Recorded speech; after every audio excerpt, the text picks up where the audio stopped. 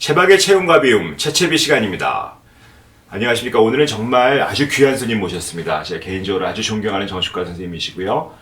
우리 세월호 사건 정말 누구도 다 기억할 수 있는 그런 사건이지 아니겠습니까? 정말 그 트라우마 있는 그 사건 속에서 정말 어떻게 보면 가장 큰 역할을 하신 분 중에 한 분이라고 하실 수 있습니다. 김지쌤 만나게 돼서 정말 반갑고요. 와주셔서 감사합니다. 네, 저도 초대받아서 감사합니다. 네, 김지쌤 개인적으로 보통 네네. 자기 소개를 한번 간단하게 해주시고요. 네네. 어디서 어떤 일을 하고 계시는지 한번 네네. 말씀해 주시면 감사하겠습니다. 네, 저는 안산에서 마운토닥 정신건강의학과를 운영하고 있고요.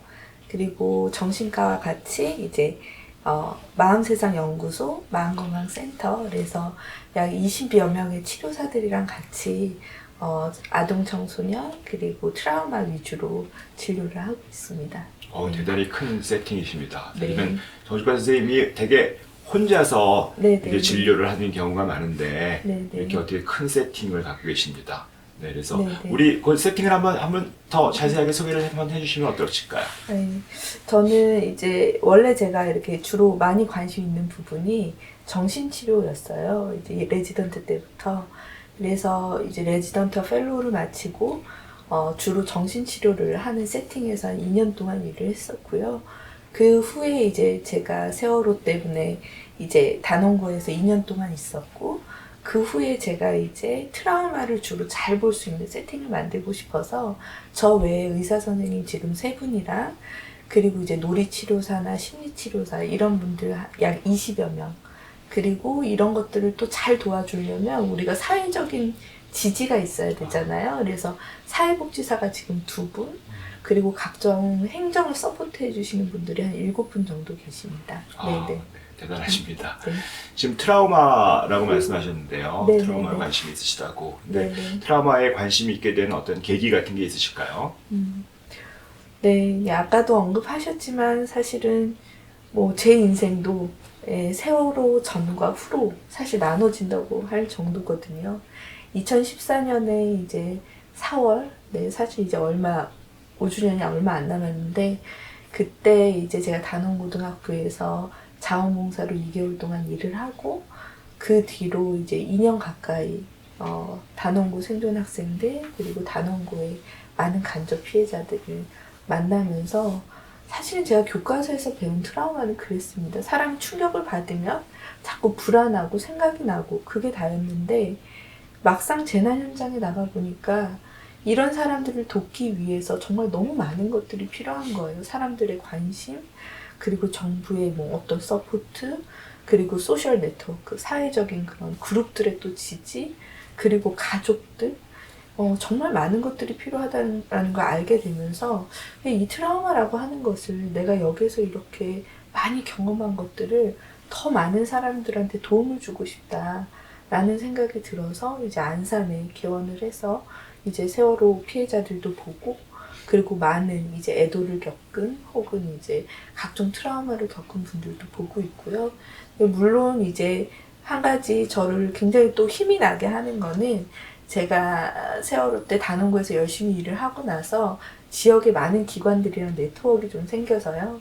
그런 기관들에서 정말 어려운 애들, 경제적으로 어렵거나 아니면 환경적으로 여러 가지 학대나 이런 데 노출된 아이들을 저희 기관에 많이 의뢰를 하고 있습니다. 또 그런 아이들을 돕고 그런 아이들이 성장해 나가는 과정을 보면서 힘을 많이 얻으면서 일을 하고 있습니다. 네. 네, 정신과 의사로서 정말 개인적으로 감동이고 존경스럽습니다. 사실 많은 의사들이 진료실에서 그냥 오시는 환자분들하고만 접하는 경우가 많은데 엄청난 사회적인 참여를 하고 계신 것 같아서 너무 좋고요. 근데 이제 사실 세월호 이야기를 하셨고 단원고등학교 얘기를 했기 때문에 그 이야기를 안 하고 넘어갈 수가 없을 것 같습니다. 그래서 사실 직접 정말 그 사건 이후에 학교에 뛰어들어가셨고 거기서 학교에서 아이들하고 머무시면서 어떻게 보면 삶을 같이 하시고 지금까지도 계속 5년 가까이 이제 추적하고 같이 지내고 계신데요. 우리 세월호 아이들 어땠고 좀 어떻게 지내고 있는지 아주 간략하게 한번 말씀해 주실 수 있으실까요? 제가 뭐 처음에 거기에서 일을 할 때에는, 단원고에서 일을 할 때는 많은 분들이 저를 뭐 지지해주고 선생님 정말 대단하다 이런 얘기를 해주셨어요. 근데 한 2, 3년 지나니까 점점 선생님들이 저한테 그런 얘기를 하시더라고요. 이제 너도 치료받아야 되지 않겠니? 너도 많이 힘들지 않니? 근데 그런 얘기를 들으면서 사실은 저도 이렇게 좀 돌아봤습니다. 이게 과연 내 삶에 어떤 일들이 일어나고 있고, 그리고 그들의 삶에는 어떤 일들이 일어나고 있고, 나와 그들의 삶 사이에는 어떤 일들이 일어나고 있는가. 근데 나는 도대체 왜 지치고 나가 떨어지지 않는가. 근데 뭐 물론 제 마음으로는 내가 잘나서라고 생각하고 싶지만, 근데 그런 것들 천천히 들여다보면서 제가 정말 그 되게 아름다운 것들을 깨닫게 됐는데, 그 친구들이, 그러니까는 다들 아시는 세월호 단원고 생존자 학생들이 사실은 지금 대학을 다니고 있잖아요.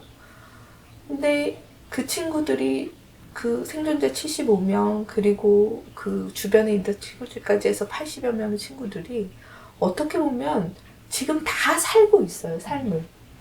한 명도 뭐 극단적인 선택을 하지 않고 다 살고 있거든요. 저는 그게 저한테 굉장히 큰 리워드입니다. 우리가 대체로는 그런 큰 일을 겪고 나면 못 살 것 같아. 어떻게 살아? 이런 생각들을 하잖아요. 근데 그 친구들은 살고 있어요. 쉽든 쉽지 않든. 그리고 매 순간순간 최선을 다해서 여러 가지 이유로 친구들을 위해서, 아니면 내가 이렇게 살았으니 잘 살고 싶어서, 아니면 부모를 위해서 그렇게 살고 있는 그 친구들을 지켜보고 성장하는 걸 지켜보는 게 저한테는 엄청난 리워드인 거예요. 그래서 저는 사실 사람들이 저한테 너도 치료받아야 되지 않겠니? 라고 얘기할 때, 그래 나도 4월이 되면 가끔 눈물이 나는데 라고 생각을 하지만, 어떤 부분은 제가 훨씬 더 건강하다고 생각을 합니다. 그거는 그 친구들이 어떤 부분은 보통 사람들보다 훨씬 건강하고 강한 거랑 비슷하다고 생각을 합니다. 네네네. 살아있다는 말이 정말 네네. 마음에 많이 와닿습니다. 사실 우리가 살아있기 위해서 또 살아가는 건데, 네네.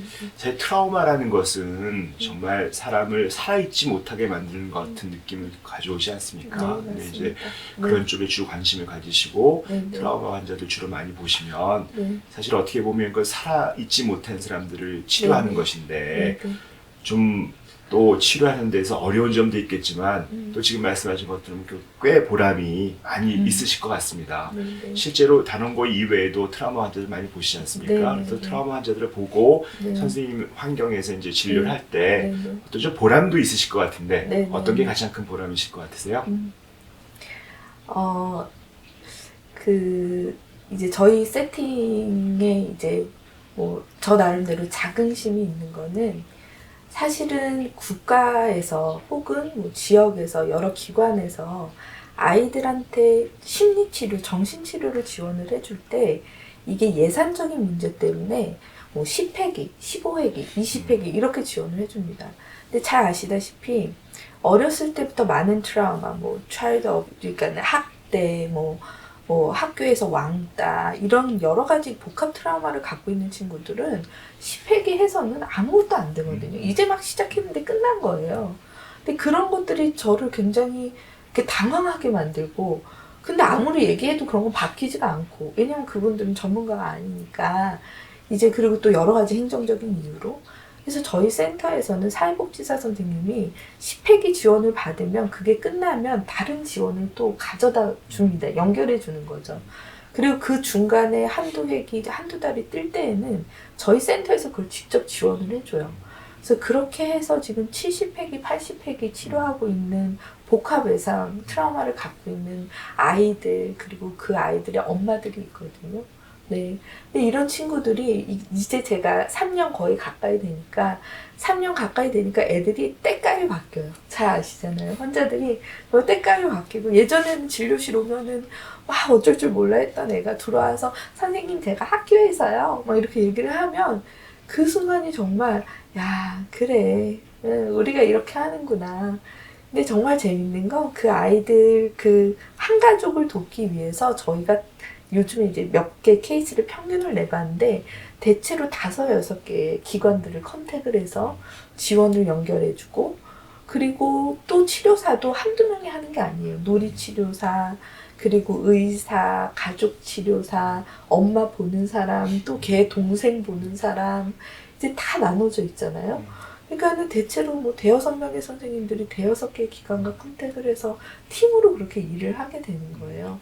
그렇게 팀으로 일을 해서 이렇게 아이들의 삶을 조금씩 바꿔주는 거죠. 네. 저는 그게 정말 어떻게 보면 너무 아름다운 과정이고, 또 그래서 우리가 이렇게 같이 사는구나, 혼자 사는 게 아니라 그런 것들을 느끼는 시간이 되기도 합니다. 네네. 정말 대단하십니다. 사실 보통 이렇게 지원이 끊기고 그러면 보통 일반적으로 이제 불평만 하고 네네. 안 해준다 이런 거 하고 뭐 상대방을 비난하는 것이 보통인데 거기서 그런 어떤 세팅을 스스로 만들어 나가고 이런 함께 하는 일을 만들어 나간다는 건 정말 대단하신 일인 것 같습니다. 근데 말씀 이렇게 하시지만 사실은 그런 일을 하기까지 정말 어려운 일이 많을 것 같습니다. 우리나라 환경에서 정말 그런 많은 분들을 모아서 또 해나가고 그렇게 크게 같이 하고자 하는 일이 참 좋은데 그걸 대부분이 못하는 이유가 있거든요. 그래서 많이 정말 너무 많이 어렵기 때문에 못하실 텐데 하다 보면 정말 어려운 일이 많으실 것 같아요.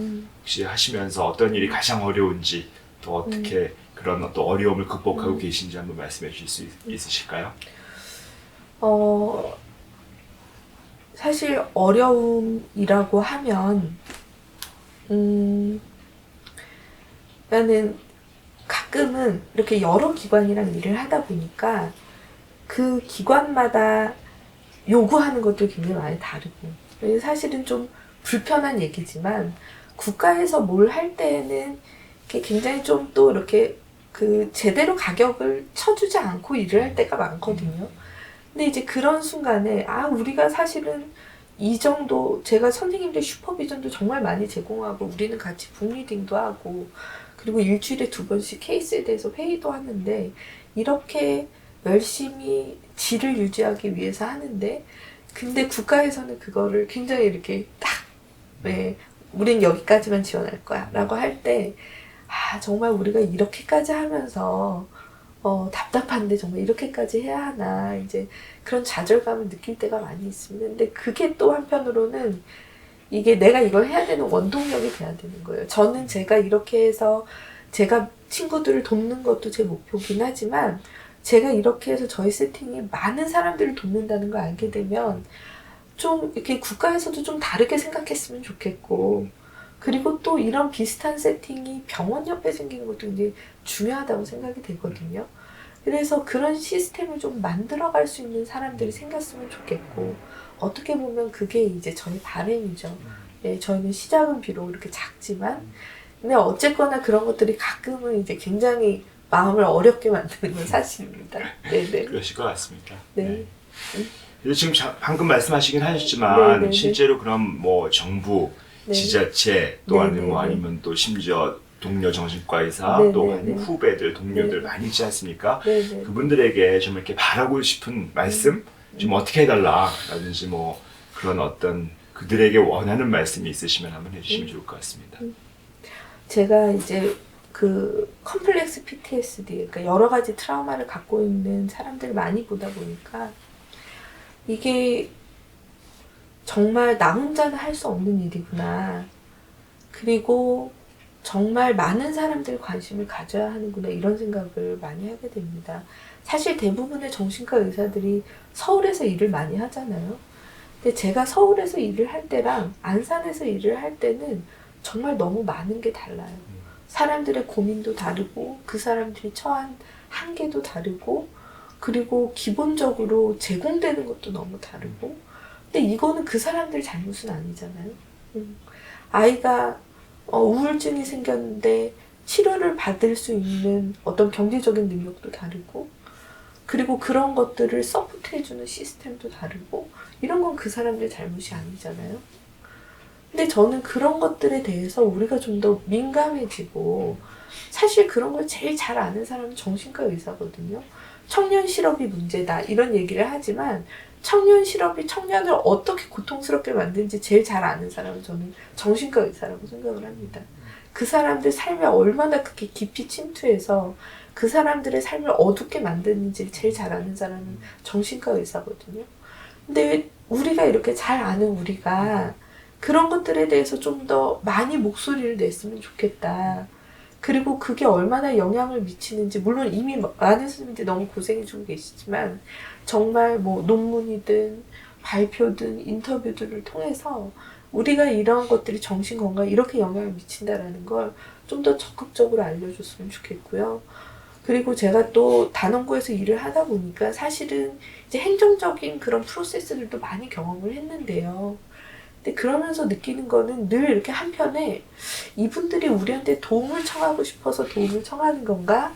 아니면은 그냥 전문가니까 데려다 놓은 건가? 이런 생각이 들 때가 있거든요. 근데 전문가가 이야기하는 게 중요하다는 걸 그분도 알고는 계신 것 같은데 어떤 포인트를 어떻게 도움을 받아야 될지에 대해서 이렇게 다들 고민이 좀 멈춰져 있는 것 같아요. 그냥 관리적으로 정신과 의사 한 명, 변호사 한 명, 이렇게 루틴으로 가는 것처럼 느껴질 때가 많거든요.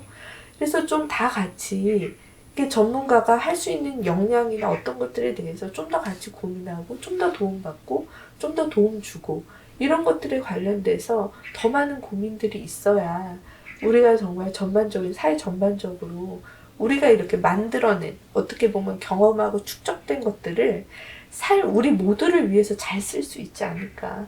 그러지 않으면 전문가는 전문가대로 자기 일하고 사람들은 그 전문가의 혜택을 받지 못하고 그냥 병원에 가서나 받을 수 있고 행정적으로는 받지 못하고 이런 게 계속 악순환이 되면 우리 모두의 손해지 않을까 그런 생각이 듭니다.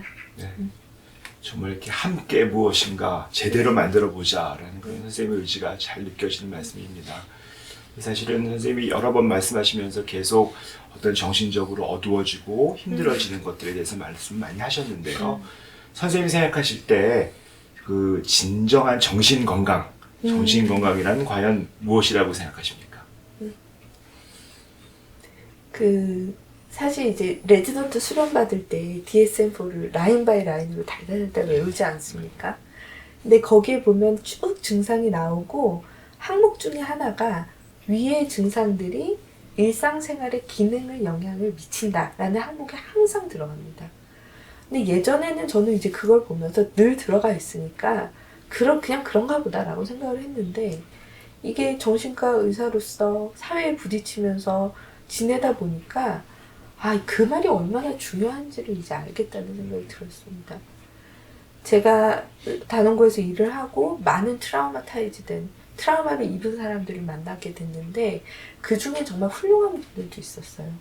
뭐 아주 큰 기관의 센터장을 하신 분도 있었고 그리고 아주 유명한 모금 활동가로 일을 하시는 분도 있었고 근데 두 분 다 굉장히 큰 트라우마를 입으신 분이거든요. 근데 그분이 분명히 힘들어 하세요. 때로는 악몽도 꾸고 때로는 우울하실 때도 있고 본인들도 내가 이렇게 좀 잠수 탈 때도 있다고 얘기를 하세요. 근데 한편으로는 사회적으로 엄청난 퍼포먼스를 하시는 거예요. 그럼 그분은 건강한가? 모두가 의문을 갖게 되죠. 그러면 그 기능에 영향을 준다라는 그 말은 사실은 그냥 아주 프랙티컬하게 기능에 영향이 있어 없어 이게 아니라 삶이라고 하는 건 증상이 있다고 쉽게 질환은 아니다라는 엄청난 철학을 담고 있었던 거예요. 네. 사실은 증상 저도 있습니다. 가끔씩 이렇게 안산으로 운전하고 가다 보면 이렇게 확 뭐가 몰려올 때가 있어요. 그리고 아마 교수님도 때로는 어떤 게 있으실 것 같아요. 근데 그렇다고 해서 우리가 모두 다 환자는 아니죠. 그러면 그 사람이 어려움이 있지만 그럼에도 불구하고 기능을 잘 갖게 하는 건 뭐냐. 저는 그 생존 아이들을 보면서 이 아이들이 이렇게 많은 증상이 있는데 어떻게 이렇게 잘 지내지? 라고 의구심을 가질 때가 많았거든요. 근데 그럼에도 불구하고 잘 지내는 이유들은 굉장히 심플했습니다.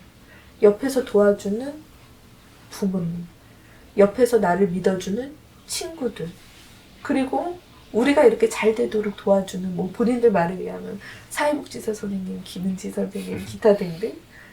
그렇기 때문에 그냥 한 걸음 한 걸음 가는 거죠. 그렇기 때문에 어떻게 보면 그 질환이라고, 진정한 정신질환이라고 하는 거는 증상만을 의미하는 게 아니라 그 사람이 잘 살 수 있게 도와주는 사회적인 시스템이 얼마나 건강한지까지 포함하는 거라고 생각을 합니다. 그게 포함된 게 진정한 정신건강이죠. 그렇다면 우리가 던져야 되는 질문은 그럼 우리 사회가 정말 그렇게 사람들을 건강하게 만들어주는 시스템이냐? 이제 이 질문을 던져야 되는 거죠. 네. 저는 특히 아이들을 많이 보기 때문에 아이들이 그 학교에서 얼마나 많이 고통을 당하는지 보고 있어요. 물론 좋은 것도 많지만 심지어는 제가 보던 진료하던 아이들이 고등학교 3학년이 되면요. 저는 아이의 학업부터 신경을 먼저 쓰게 됩니다. 야, 약 졸립지 않니? 너 일주일에 한 번씩 올 수 있어? 왜냐하면 내가 아무리 잘 치료를 해도 걔가 대학에 있어서 페일을 하면 너무 큰 고통을 당하거든요. 그런 걸 걱정해야 할 지경까지 된 거죠. 그렇다면 과연 우리는 건강한 아이들을 양산하는 시스템이냐? 아니면 건강한 애들까지 힘들게 만드는 시스템이냐? 아이들이 7, 8월이 되면 수행 불안이 생기는 애들이 너무 많아요. 그 와서 얘기합니다. 선생님 저 시험만 보려고 그러면 배가 너무 아파요. 그래 너 불안증이다 야. 그렇게 얘기하지 않습니다. 누구나 다 그 시기엔 그래. 너도 그럴 수 있어. 너 그거 병 아니다? 그냥 이거 우리 잘 지나가자. 이렇게 얘기합니다. 우리는 과연 병을 만드는 시스템이냐? 건강을 만드는 시스템이냐? 저는 그런 것까지 같이 고민할 수 있으면 좋겠다고 생각합니다. 네. 정말 전적으로 동의하는 그런 의견이십니다. 실제로 우리가 어른들이 아이들을 건강하게 만들어주고 정말 좋은 모범을 보여야 될 텐데 어른들이 만든 사회 체계 안에서 아이들이 정말 고통받고 있다는 건 정말 가슴 아픈 일이고요. 그래서 우리나라가 정말 정신적으로 힘든 그런 영역이 분명히 있는 것 같긴 합니다. 근데 이제 이런 시스템 안에서 정말 많은 고통을 받으면서 정신적으로 진짜 힘들어하고 선생님 말씀하시는 것처럼 기능이 무너지고 그야말로 여러 가지 장애 또 그런 심지어 정신장애까지 가지 않더라도 정신적으로 고통을 많이 받고 괴로워하고 기능이 떨어지는 사람들이 많이 있거든요.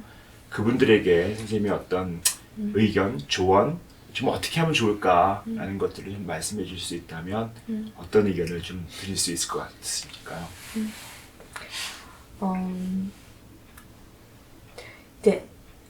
이제 주로 아이들이나 이제 젊은 분들이 진료실에 오시면 선생님 저 정말 제 삶은 왜 이럴까요? 저는 왜 이럴까요? 이런 얘기를 많이 합니다. 그때 제가 좋아하는 단어를 하나 알려주는데요. 저는 흑역사라는 단어를 알려줍니다. 그래서 친구들한테 그렇게 얘기를 해요. 선생님이 생각하기엔 지금이 네 인생의 흑역사인 것 같아. 너 살면서 지금보다 힘든 때 있었니? 없었을까? 그리고 선생님이 원하는 거는 앞으로도 지금이 네 인생의 유일한 흑역사였으면 좋겠어. 제가 레지던트 때 누구나 다 힘든 시기가 있으니까 참 나는 왜 이 정도의 사람인가 하면서 교과서를 뒤지면서 우울증에도 왔는 것 같고 경계성 인격장애인가 그래서 막 봤었는데 그러면서 그럼 나는 어떻게 살아야 되지? 어떻게 해야 건강하지? 라고 하면서 방어기제의 건강한 방어기제를 제가 이렇게 찾아봤습니다. 아시다시피 유머, 승화 이런 게 있잖아요. 그러면서 제 눈길을 끈 게 예견이라는 거였어요. 지금은 이렇게 어렵지만 앞으로 다가올 것들을 생각하면서 지금 시간을 견디는 거죠. 아이들한테 물어봅니다. 너는 앞으로에서 어떻게 됐으면 좋겠니? 1년 뒤에 어떻게 됐으면 좋겠니? 어떤 남자랑 결혼하고 싶어? 돈은 얼마나 벌 거니? 사람은 누구나 자기 안에 아주 절망적인 상황이어도 작은 희망이라도 갖고 있다고 생각을 하거든요. 근데 저는 그거에 좀 집중하면 좋을 것 같습니다. 사실 병원에 올 때가 가장 힘들 때잖아요, 대부분은. 근데 그 시기를 지나면 어떤 게 올지 모르지만 본인이 원하는 때가 올 수도 있어요. 그거를 항상 잊지 않았으면 좋겠습니다. 환자분들한테 늘 얘기해요. 제가 보기엔 길게 봐야 1년이에요. 우리가 열심히만 한다면. 당신이 열심히 고민한다면 당신의 삶이. 근데 사실은 제가 가장 어려운 거는 그런 게 잘 안 되는 분들이 있으십니다. 제가 요즘에 그 다양한 트라우마를 갖고 계신 분들을 만나게 되는데 그분들은 사실 그게 잘 안 되세요. 왜냐하면 어렸을 때도 맞지 않기 위해서 노력하는 데에만 집중하고 어디 가도 어떤 남자한테 무슨 일을 당할지 몰라서 늘 경계하고 있었고 이분들의 삶은 늘 뭔가 불행으로부터 피하는 그런 패턴만 만들어져 있으시거든요. 그래서 사실 그런 분들은 별로 감정도 없으시고 하하하 웃고 있지만 정말 즐겁지 않다고 느낄 때가 많고 그리고 실제로는 내가 뭘 위해서 산다기보다는 그냥 지금 나쁜 일이 생기지 않기 위해서 사시는 분들이 많아요. 근데 그런 분들한테는 그런 희망을 얘기하는 게 사실은 거의 도움이 되지 않습니다. 그래서 그런 분들은 조금 더 전문적인 도움이 필요하고 그리고 일단은 지금의 삶에서 좀 더 편안하게 살 수 있도록 전문가의 의학적인 도움이 필요한 경우가 많죠. 하지만 그런 분들도 그렇게 해서 긍정적인 경험이 쌓이고 내 삶에 뭔가 다른 게 있다라고 느끼게 된다면 그 다음부터는 조금 더 희망적으로 사실 수 있을 거라고 생각합니다. 네. 선생님하고 얘기를 나눠보니까 굉장히 마음 안에서 희망이 생기면서 감사합니다. 사실은 네. 정말 치료를 받으면서 상담하는 분들이 정말 좋겠구나 그런 느낌을 많이 갖고요. 네. 네, 일단 이렇게 선생님을 만나서 이야기 듣고 뭐 희망 가지고 하면 좋을 것 같은데 사실 많은 분들이 정신과 세팅이나 상담이나 이런 데 찾아오질 않으시거든요. 많이 두려워하고 병원에 가는 것들 뭐 걱정하고 이러시면서 그러시거든요. 그래서 일단 그런 분들에게 사실은 이 방송은 보는데 병원은 차마 못 가시는 분들이 계실 거예요.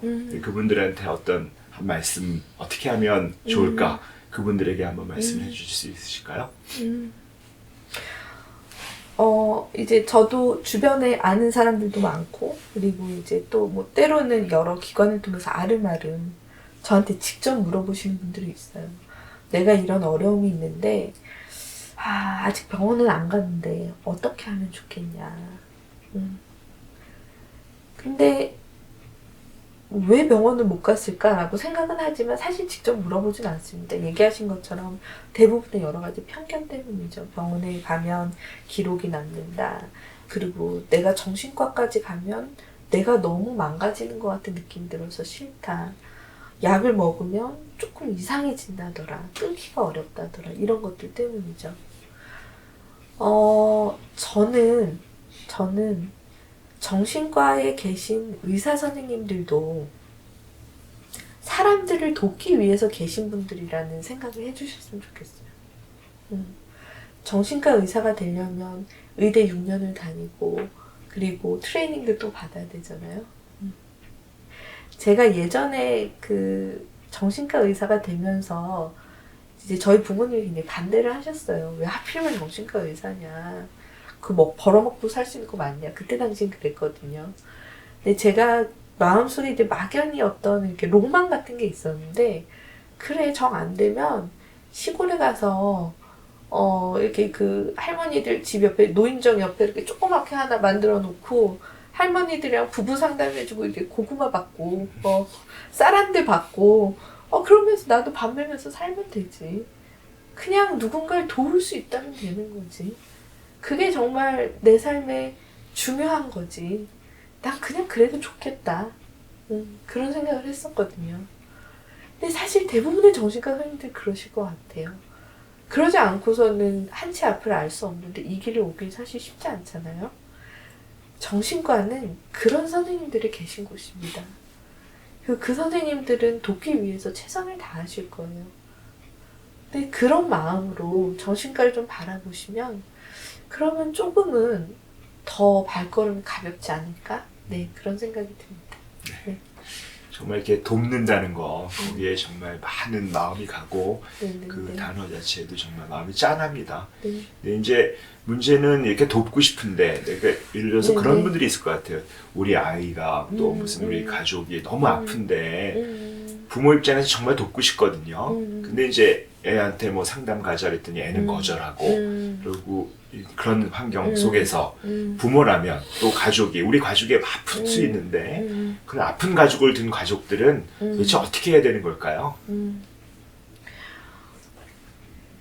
근데 사실 요 부분이 굉장히 중요한 부분인데 저는 가족분들한테는 조금 이렇게 그 차분하게 그리고 조금 이성적으로 얘기를 하는 편입니다. 사실 많은 가족들이 많이 당황하고 오세요. 저는 ADHD라는 진단을 하루에 7, 8개씩 내지만 ADHD라는 진단을 받은 엄마는 밤에 가서 며칠 동안 옵니다.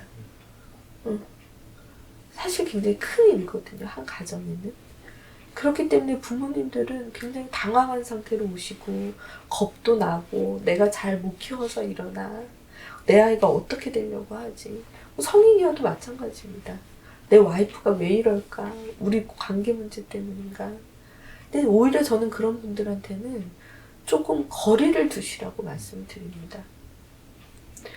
우리 문화가 돕는 걸 좋아해서 예를 들자면 누가 이렇게 다리를 다쳤대. 그럼 그 집에 가서 빨래도 해주고 그리고 뭐 애들 학교도 챙겨 보내주고 이런 문화잖아요. 근데 사실은 아픈 사람도요 존중받아야 됩니다. 그래야 그 시기를 잘 지낼 수 있어요. 아프다고 해서 그 사람이 갑자기 뭐 이렇게 갑자기 아무것도 못한 사람이 되는 게 아닌 거거든요. 그리고 환자 자체로 되는 게 아니거든요. 그 사람도 그 사람의 삶이 있고 노력하고 있어요. 근데 주변에서 아프다는 이유로 그 사람이 결정해야 될 걸 대신 결정해 주거나 아니면 아프다는 이유로 지지만 해주고 해야 할 거에 대해서 계속 면죄부를 주거나 이렇게 되면 오히려 되게 무력해집니다.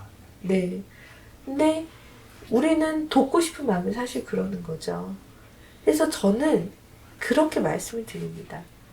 뭐 부인분을 믿으세요? 혹은 아이를 믿으세요? 아이가 이걸 이겨낼 수 있을까요? 어떻게 생각하세요? 그럼 부모님들은 잔뜩 걱정을 하고 오셨지만 생각을 하세요. 그래도 이겨낼 수 있지 않을까요? 맞아요, 어머니. 어머니가 잘 키우셨잖아요. 그러니까 이겨낼 수 있어요. 어머니 잘못 키우시지 않았거든요.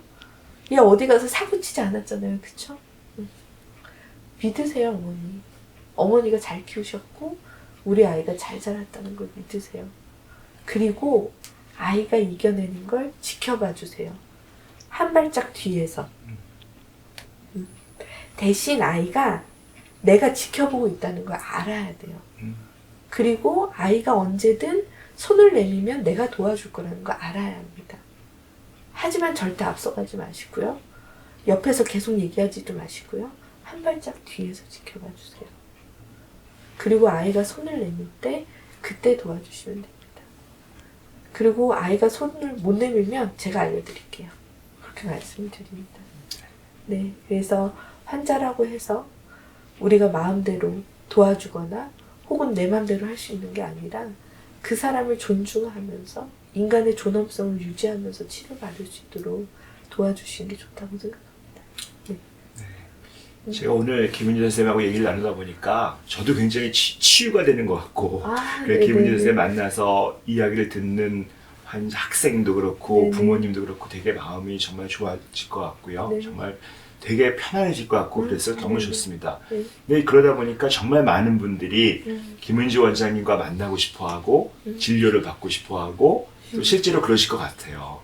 그러다 보면 거의 나의 모든 시간이 그냥 치료로 막 정말 가고 거기에 나의 에너지를 쓰게 되는데 그런데 정작 한 개인 김은지 선생님 자신도 되게 중요하잖아요. 김은지 선생님도 결혼하셨고 가정이 있으시고 자녀가 있으시고 정말 나의 스트레스는 어떻게 해결하세요?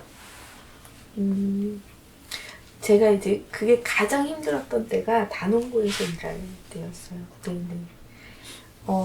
거기는 이제 재난 상황이지 않습니까? 이제 그렇다 보니까 이제 이해할 수 없는 일들도 많이 일어나고 그리고 낮 동안에 이제 트라우마를 입은 사람들을 6, 7명 1시간씩 상담을 하고 나면 사실은 굉장히 깊이까지 들어가게 되거든요. 그 사람의 트라우마에. 그러면 나도 이제 어쩔 수 없이 이제 그 잔상이 계속 마음에 남고, 그때 당시에 제가 도움이 됐던 건 두 가지인데, 첫 번째는 저희 그 같이 일하는 선생님들이랑 하루 마무리할 때 커피 마시면서 쉐어링 하는 거였어요. 이렇게 막 어떤 선생님들은 울기도 하고, 어떤 선생님들은 이제 분노하기도 하고, 그래서 그런 감정들을 서로 이제 쉐어링 하는 거, 그게 이제 많이 도움이 됐고요. 근데 그럼에도 불구하고, 사실 제가 개원하고 나서 제일 처음에 행복했던 게, 맞아, 의사는 이렇게 진료만 전념할 수 있는 환경에서 안전하게 일을 하는 거였어. 근데 학교는 그렇지 않거든요. 학교는 제가 아이랑 상담하고 있는데 막 교감 선생님 문 열고 들어오기도 하고, 그리고 이제 교육부에서 뭘 한다고 하면은 갑자기 다 때려치고 거의 찢어가야 되고. 그래서 제가 퇴근할 때 늘 이렇게 이미지네이션을 했는데, 셔터가 내려오는 걸 계속 생각을 했어요. 셔터요? 네네네. 그러니까는 퇴근을 할 때는 운전을 하면서 제가 한 1시간 정도 가야 됐거든요. 지금 나는 안전한 내 삶으로 들어가고 있다. 네. 그래서 가끔 그 직장 스트레스 때문에 오시는 분들한테 제가 그걸 좀 알려드립니다. 그래서 여기는 나한테 안전하고 편안한 곳, 그리고 여기서 충분히 충전하고 나면 나는 내일도 여기 가서 내 몫을 다 할 수 있고, 하지만 내 몫을 다하면서도 나의 안전한 곳은 저기 있다는 걸 기억할 수 있고, 네, 그게 사실은 굉장히 저를 편안하게 만들어줬던 것 같고요. 물론 다정하고 친절한 남편, 네, 그리고 예쁜 애기들, 예, 그 아기들이 있었기 때문에 가능한 거지만, 지금도 저는 제 삶에 제 그 일주일의 일정 부분은 일과 전혀 관련이 없는 시간들을 반드시 만듭니다. 이 시간에는 핸드폰도 이렇게 거의 안 보고, 그 시간 동안에는 아이랑 남편, 그리고 내 삶에 온전히 집중할 수 있는, 네, 그 시간이 사실은 다른 시간들을 훨씬 더 윤택하게 만들어주죠. 네. 너무 이렇게 딱 시간을 구분한다는 거 네. 정말 아주 좋은 팁인 네. 것 같습니다. 혹시 뭐 또 스트레스가 이렇게 많으신 분들 많지 않습니까? 원장님뿐만 네네네네. 아니라 또 네네. 그래서 또 다른 분들도 그렇고 원장님 네네. 자신의 경험을 통해서도 네네. 이게 스트레스가 오는 건 어쩔 수가 없는데 네네, 맞습니다. 이럴 때 어떤 마음으로 이 스트레스를 관리하고 살아야 될까요? 좀 스트레스를 관리할 수 있는 좋은 팁들 또 다른 것들이 있으면 한번 말씀해 주시면 더 좋을 것 같습니다.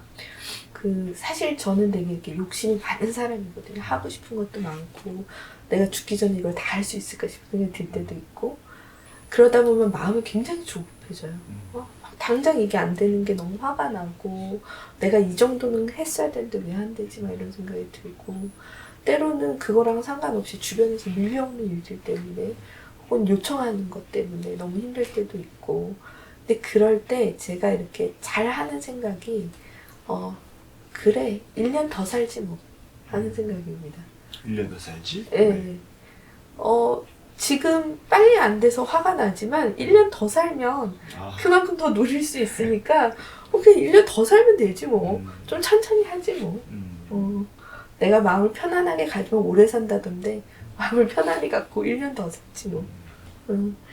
사실은 환자분들하고 또 많이 얘기하는 것 중에 하나가 이제 선택이에요. 선택. 저도 한때는 제 삶에 대해서 아니 내가 왜 이렇게 살고 있지? 이게 뭐 때문이야? 라고 생각한 적이 많았거든요.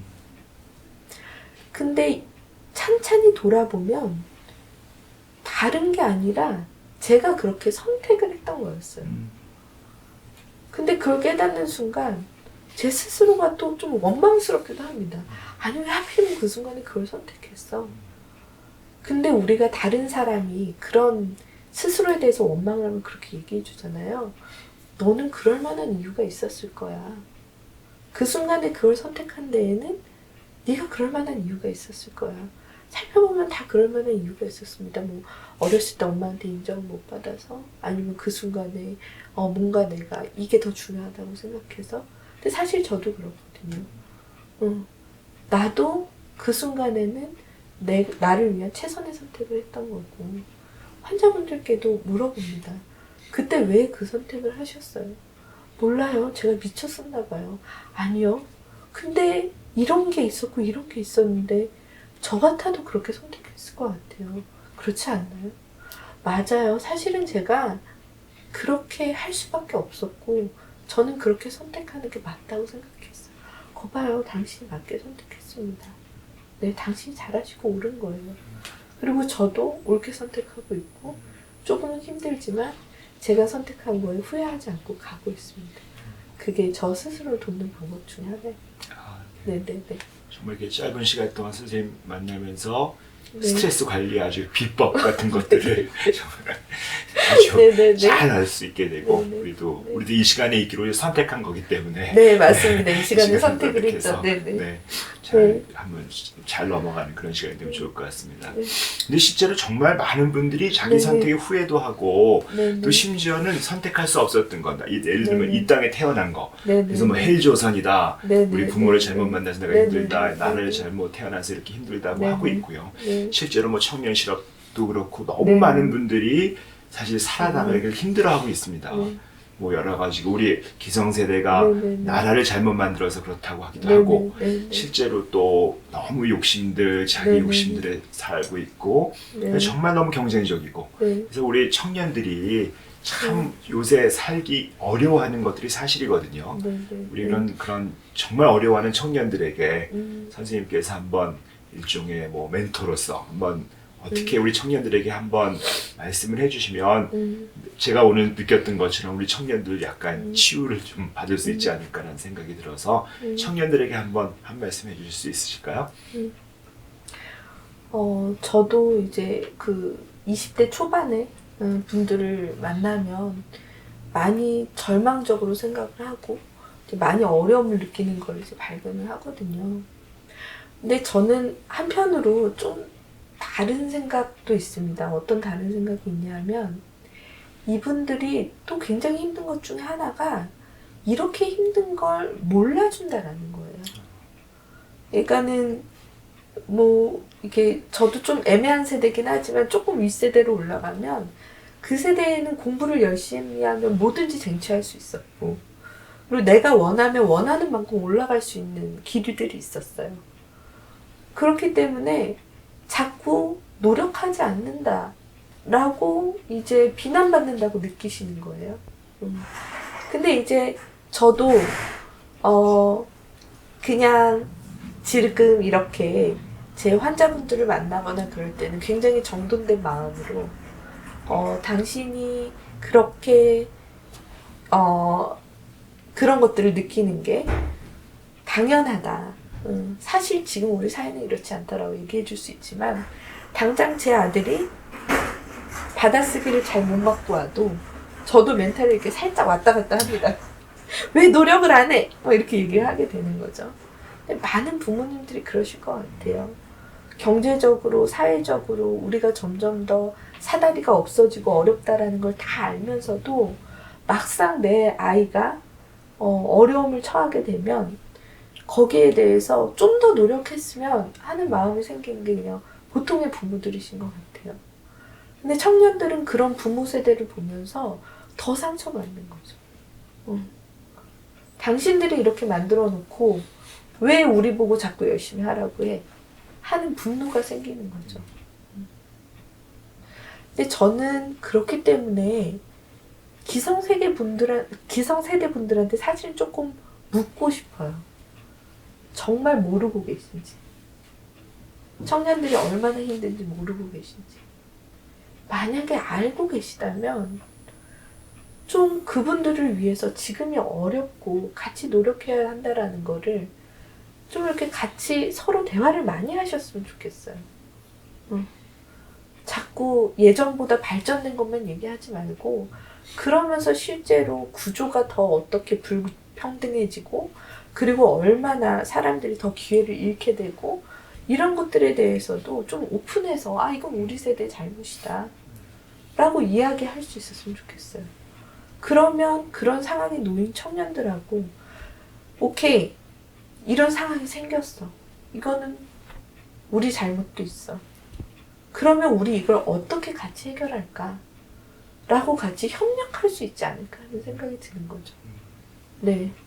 그냥 뭐 겉으로만 뭐 이렇게 국회의원 수중에 몇 명 청년이고 이런 거 말고 그리고 뭐 청년 무슨 협의회 만들고 이런 거 말고 그냥 다들 사회적으로 좀 오픈하고 인정하고 그리고 그거를 같이 얘기할 수 있는 분위기 만들어줬으면 한다는 거죠. 그래서 더 이상 저녁 식사하면서 청년 실업 문제가 뉴스에 나왔을 때 부모랑 자녀가 다투는 일은 생기지 않아야 되는 거죠. 저는 그게 필요하다고 생각합니다. 그리고 제가 그게 필요하다고 얘기하는 게 청년분들한테 더 위로가 되지 않을까 싶어요. 당신이 어떻게 해라라기보다는 우리가 이게 필요하고 당신이 힘든 게 사실이라는 걸 저희가 인정해 주는 게 그게 그분들한테 더 도움이 되지 않을까 싶습니다. 네. 힘들다는 걸 인정한다. 네. 어쨌든 네.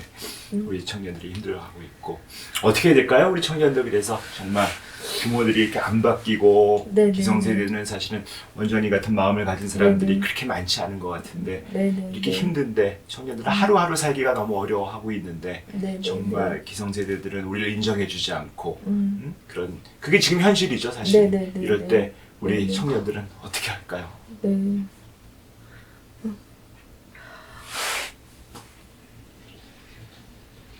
어떤 분이 저한테 이제 그런 얘기를 하신 적이 있어요.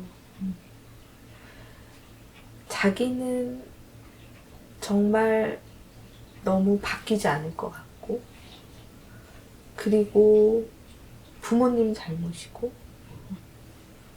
근데 제가 그분을 지금 한 2년 정도 진료를 했거든요. 최근에 그분이 오셔서 저한테 독립을 하셨다고 이야기를 했어요. 물론 저는 마음이 아팠습니다. 왜냐하면 이제 별로 좋은 곳으로 독립하신 건 아니고 어렵지만 결단을 내려서 독립을 하신 거였거든요. 근데 그분들의 삶은 그런 것 같아요.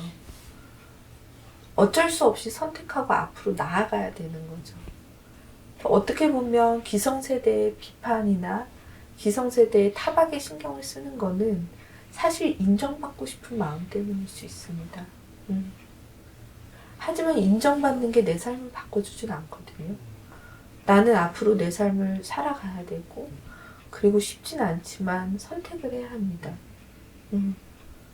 부모님과의 갈등 혹은 세상에 대한 분노 그리고 내 앞에 놓여진 내가 선택할 수 있는 답지들 어쩔 수 없이 무언가를 선택해야 되죠. 근데 그 분노로부터 앞으로 나아가는 걸 선택하는 그 순간까지는 정말 고통스러운 시간들이 존재하는 것 같아요. 그리고 때로는 심한 우울이나 불안이 있을 때에는 그런 것들을 방향을 돌리는데 크게 어려움을 겪기도 하는 것 같습니다. 네. 그래서 저는 이제 본인의 삶을 조금 더 중심에 놓고 생각을 하고 그리고 이 상황에서 어쩔 수 없이 선택해야 하는 것들 그리고 나중에 훗날에 돌아봤을 땐 내가 그렇게 선택할만 했다라고 느낄 그런 선택들을 만들어 가시는 거에 조금 더 집중할 수 있으셨으면 좋겠습니다. 정말 어렵겠지만 네. 정말 수용, 네. 선택, 네. 삶 네. 이런 어떻게 보면 현대 정신치료, 심리치료의 가장 엑기스가 네. 그대로 그 말씀 그대로 담겨 있고 네. 또 선생님 진료에 그대로 생활 네. 철학에 또 담겨 있는 것 같아서 정말 진리를 접하는 것 같은 그런 느낌이 있어서 너무 네. 좋습니다. 네. 네. 사실은 선생님이 이렇게 이런 형태로 진료를 하고 있고 또 삶을 정말 말씀대로 또 철학대로 살아가고 계신데요. 그래도 지금 살고 있으면서 또 꿈, 비전 이런 게 있으실 거 아니겠어요? 지금 또 굉장히 많은 일을 하고 계신데 앞으로 하고 싶으신 일, 또 이루고 싶으신 거, 또 이제 아주 좋은 노하우도 제가 배웠는데 1년 더 살면서 해야 될 것들, 그 많은 것들이 어떤 것들이 있으실 것 같은데 좀 바라는 거, 또 꿈, 비전 이런 거 한번 우리랑 나눠줄 수 있으실까요? 이제 제가 이렇게 안산에서 일을 하고 이제 세월호 때 일을 하다 보니까 많은 분들이 제가 무언가 이렇게 근사한 일을 하기를 원하고 혹은 뭐 이렇게 뭐 정치를 하려나 뭐 이런 얘기를 하시는 분들도 있고요.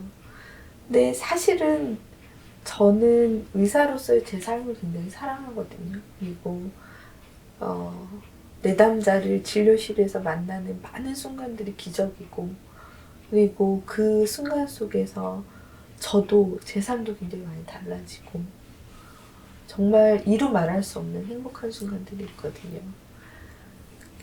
사실 3년 전에 그 영국의 그 안나 프로이드 센터라는 곳을 방문한 적이 있어요. 그냥 주택을 개조해서 만든 센터인데 영국의 많은 그런 상담, 심리, 뭐 여러 가지 치료, CBT적인 그런 것들을 교육하는, 네. 이름이 근사하잖아요, 안나 프로이드 센터. 그래서 그걸 보고 제가 알았습니다. 그렇구나. 저게 필요하구나. 저는 안산이 제 2의 고향이라고 생각을 하거든요. 그리고 그렇게 큰 일이 있었던 그곳에서 사람의 삶이 그렇게 쉽게 무너지거나 쉽게 망가지지 않는다는 걸 사실 보여주고 싶었습니다. 그래서 안산에 그런 일이 있었지만 그렇다고 해서 안산이 망가지는 건 아니라는 걸 돕고 싶었거든요. 그래서 저는 안산에 그런 센터를 만들고 싶다라는 게 그때 제가 했었던 생각입니다.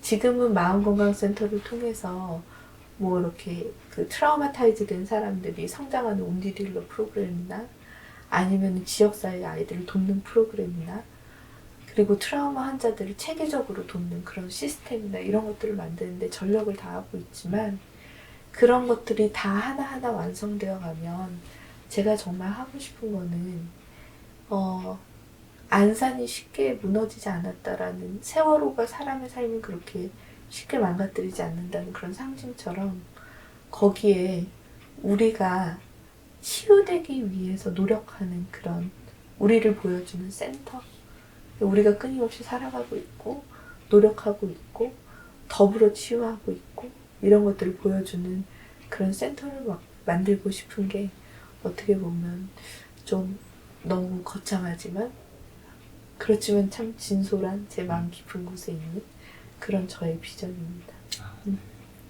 뭐 거의 다 되신 것 같습니다. 사실은 네네. 이제 정말 그 상처받은 치유자라고 말씀도 해주셨지만 네. 실제로 안산이 그런 정말 힘든 일을 겪고 회복해 나가고 또 원장님 같은 분이 뛰어들고 하면서 참 좋은 어떤 지역사회로서 또 살아남고 생활해 나간다는 건 정말 대단한 일이고요.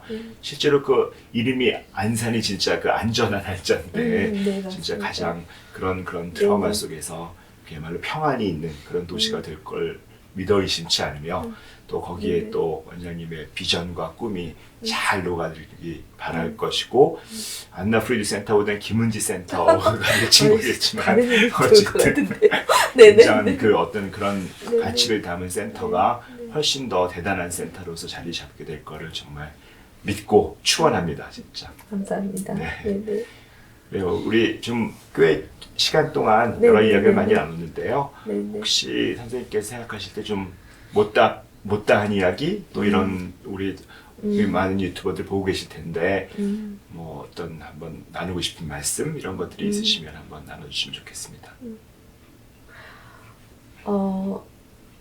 저는 사실은 너무 흔히 듣는 얘기인데 어렸을 때부터 그런 얘기를 많이 듣잖아요.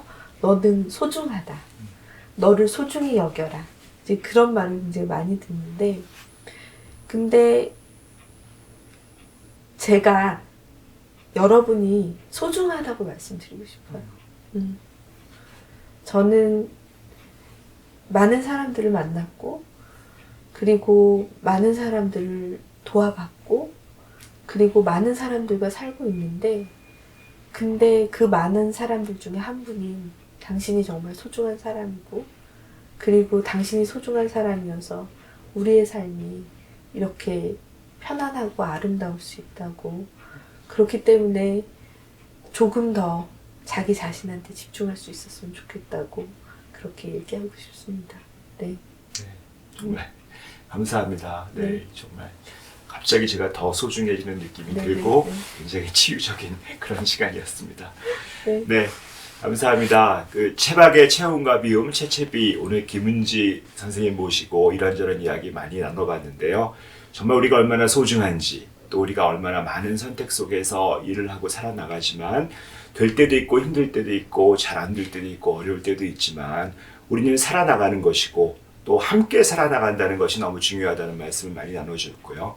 그런 또 비전을 가지고 우리 함께 더 아름다운 세상 또 더 건강한 세상을 향해서 함께 나가면 좋을 것 같습니다. 오늘 귀한 시간 같이 해주신 김은지 선생님 정말 감사드리고요. 선생님의 비전, 꿈 잘 이루어지고 앞으로 함께 같이 또 많은 일을 해나가면 좋을 것 같습니다. 정말 감사합니다. 네, 감사합니다.